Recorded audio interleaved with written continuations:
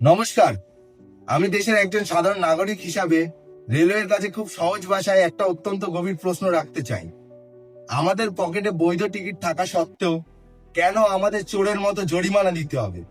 প্রশ্নটা এই কারণ এই দেশের কোটি কোটি সাধারণ মানুষের কাছে লোকাল ট্রেন কোনো বিলাসিতা নয়, তাদের লড়াই করে বেঁচে থাকারই একটা অংশ।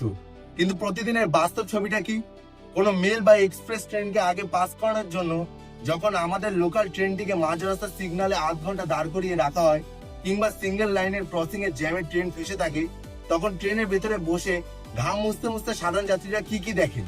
তিনি অসহায়ের মতো বারবার নিজের হাতের ঘড়িটার দিকে তাকান, আর বুকের ভেতরে ছটফটানি বাড়তে থাকে। তার চোখের সামনে ঘড়ির কাঁটা যত এগায়, তার জীবনের এক একটা জরুরি মিনিট নষ্ট হতে থাকে। তার কাজের কতটা ক্ষতি হয়ে যাচ্ছে, কতটা দেরি হয়ে যাচ্ছে, সেই চিন্তায় মানুষটা ট্রেনের ভেতরেই যেন শেষ হতে থাকে। গ্রামীণ রুটে যেখানে 1-1.5 ঘন্টা পর পর ট্রেন থাকে, সেখানে এক একটা ট্রেন মিস হওয়া মানে জাংশন স্টেশনে পরবর্তী ট্রেনের জন্য আরো 1 ঘন্টা নিরুপায় হয়ে বসে থাকে।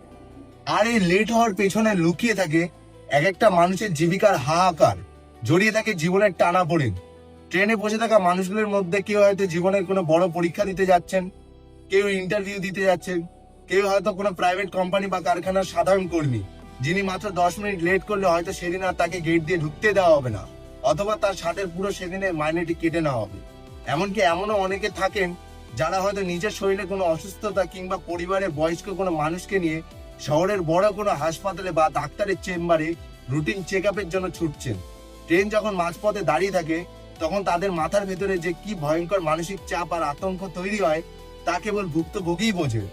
একদিকে নিজের পরীক্ষা, উপার্জিত মাইনে কিংবা অসুস্থ শরীর নিয়ে ডাক্তারের অ্যাপয়েন্টমেন্ট হারানোর চরম উৎকণ্ঠা, আর তার উপর গন্তব্যে নেমে যখন মরার উপর খাড়ার ঘায়ের মতো ওই টিকিটের সময় পার হয়ে যাওয়ার অজুহাতে ফাইন চাপানো হয়, তখন ওই সাধারণ মানুষ ভেতর থেকে পুরোপুরি ভেঙে পড়ে।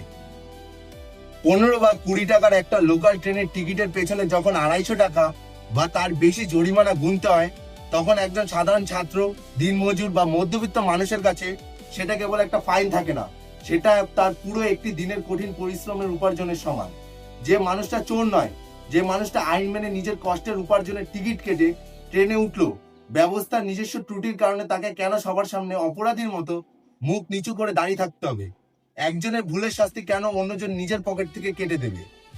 আজকের এই ডিজিটাল যুগে যেখানে মোবাইলের এক ক্লিকে ট্রেনের লাইভ স্ট্যাটাস দেখা যায়, সেখানে টিকিট চেকিং ব্যবস্থার কাছে কেন এই সাধারণ তথ্যটুকু থাকে না যে ট্রেন নিজস্ব কারণে লেট চলছে?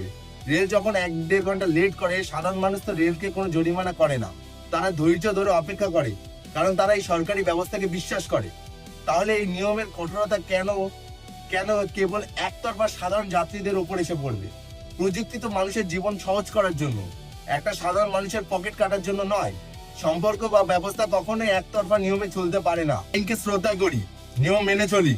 তাই অত্যন্ত বিনীতভাবে রেলওয়ে বোর্ডের কাছে আবেদন, যদি রেলের নিজস্ব কারণে বা সিগন্যাল জ্যামে ট্রেন লেট চলে, তবে যাত্রীদের টিকিটের মেয়াদও যেন স্বয়ংক্রিয়ভাবে ততটা সময় বাড়িয়ে দেওয়ার একটা সহজ ব্যবস্থা করা হয়, যাতে কোনো সৎ নাগরিককে নিজের দেশের সততার দাম দিতে গিয়ে অহেতুক হেনস্থা না হতে হয়।